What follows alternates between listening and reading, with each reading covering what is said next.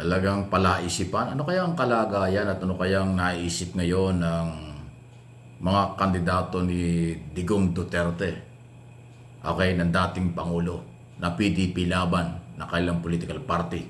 Di ba? Kaya ko natatanong yan, kasi yung anak ni Duterte na si Sara, hindi nag-i-endorso. In public, sinasabi niya, hindi siya nag-i-endorso ng mga kandidato dahil baka daw matalo, masisipa siya.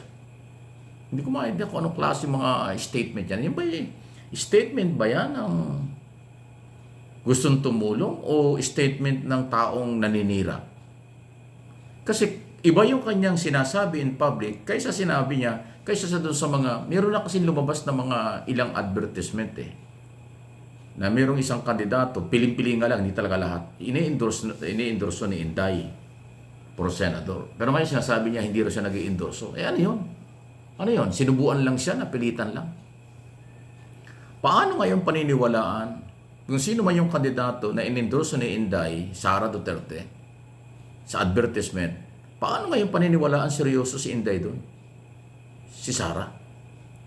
Doon sa kanyang speech sa Hong Kong, sinasabi niya ayaw niya, at hindi lang doon, kahit sa mga press conference sinasabi niya hindi siya mag-i-endorso So maraming pwedeng isipin yan. Wala siyang tiwala sa mga kandidato ng kanyang ama. Wala siyang tiwala sa ibang personalidad sa politika na kailang kakampi, na ang tingin niya ay hindi mananalo o walang kakayanan. Kasi meron pa siyang sundot na huwag daw padala sa magaling magsalita. Kahit nga yung kanyang pamilya, dinamay niya. Sabi niya, ako, Duterte, kami lahat politiko. Hindi ko mo Duterte kami, iboboto niyo kami. Hindi ko malaman bakit niya sinabi yun Di parang inilaglag mo yung kanyang ama ng kandidatong for mayor ng Davao at yung kanyang kapatid na si Pulong, kandidato for first district ng Davao City, at yung kanyang kapatid na si Basti na kandidato for vice mayor, incumbent mayor, kakandidatong vice mayor. Yung sinasabi niya, kahit mga Duterte, huwag niyo basta iboboto. Di ba? Parang pinapalabas niya, baka binobol lang kayo, baka walang kakayanan, baka hindi nila alam trabaho nila, kaya huwag niyong iboto. Nang ganong-ganong kadali. Di ba? So pati yung kanyang pamilya, parang wala siyang tiwala. Ayun pa kayang ibang pangalan. Kaya yung mga taga PDP laban, ay saan kayo ang pupulutin? Ultimong Duterte na inyong sinasamba, ay hindi ho organized para sa inyo. Paano kayo boboto niyan?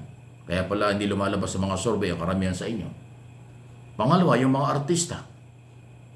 Sabi niya, yung mga magaling magsalita, magaling umarte, magaling, alam mo na, mga artista yun na yun ang trabaho nila, mag-entertain sa entablado, sa television at kung saan man. Hindi raw dapat binoboto yung ganon-ganon lang. Magaling magsalita, iboboto na. Di tinamaan dyan. Ay ilan ba yung kanilang artistang kumakampi sa kanila? Diba, ayaw ko nang magbanggit ng politiko dahil baka advertisement pa yan, magalit pa sa atin yung comedy. Alam na natin niya kung sino. Sino ba ang artista na magaling lang magsalita o politikong magaling magsalita na ayaw i-endorso o ayaw suportahan ni Inday in public, ayaw suportahan ni Sara Duterte in public? Diba? Kung ginagawa ni dating Pangulong Duterte na ikayod, suportahan ng kanyang kandidato, si Inday Sara Duterte naman, hindi, ang galaw, iba. Kinukontra pa. Di ba? Ang gulo. Ang gulo talaga. Paano mo iboboto ang magulo? Paano mo susuportahan ang magulong hanay, ang magulong direksyon ng kanilang buhay?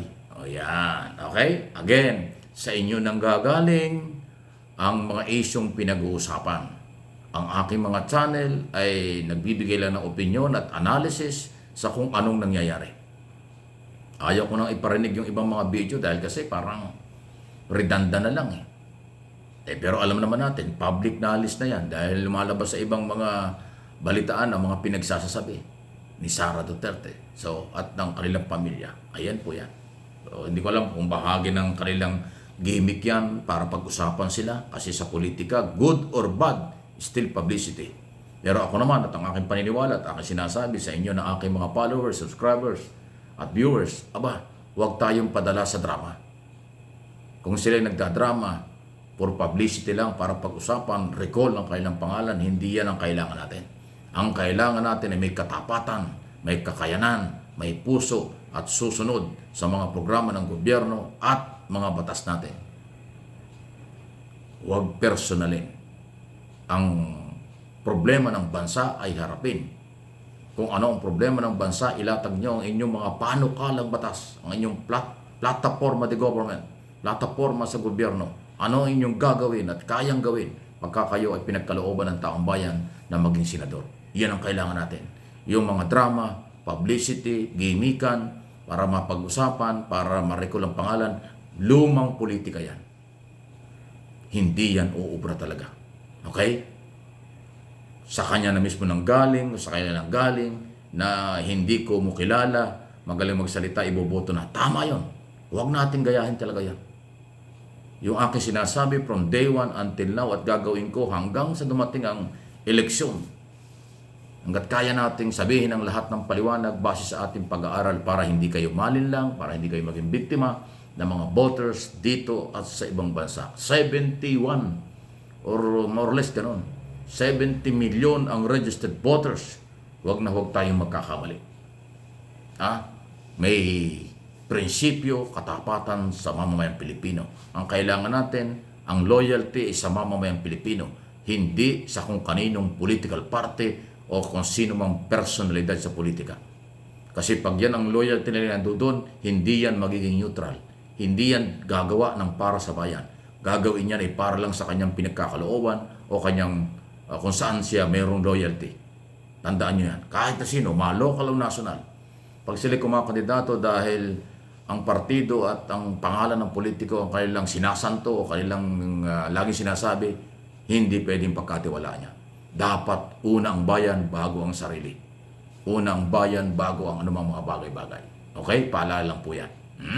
So, inuulit natin, lahat po ng mga nangyayari na ating tinatalakay at pinapaliwanag dito ay base rin sa kanilang mga pinaggagawa at sinasabi. Kaya para hindi malinlang, ang layunin po ng channel na ito, ipaliwanag ang mga isyong ito. Kahit maging paulit-ulit ang paliwanag, at pagsusuri natin, hindi po masama yan. Kaya ako ginagawa ito, marami nag-PPM sa akin, marami nagtatanong, Sir Mike, sino ba ang kandidato natin? Sino ba pwede nating iboto? Hindi ako nagre-reply o hindi ko sinasabi kung sino. Kasi ayaw ko kayong ma-influensyahan. Lahat tayo magsuri, lahat tayo aralin kung sino sa kanila ang may kakayanan at karapat-dapat pagkatiwalaan. Okay? Yun po yung mahalaga. At dahil dyan, kaya ginagawa ko ang lahat ng paliwanag, lahat ng analysis at opinion sa kung ano ang pinanggagalingan ng mga impormasyon. Sa kanila rin. Galing yan. Kaya nababasa natin at mararamdaman natin kung sila may katapatan, nang gagamit lang, nang bobola lang, for political only, o for personal only. Ayan po ang layunin ng ating mga topic dito. Please like and share itong MA Pinoy TV, huwag niyong kalimutan, at yung isang channel pa natin, Mike Abe Opinions. Subscribe now na!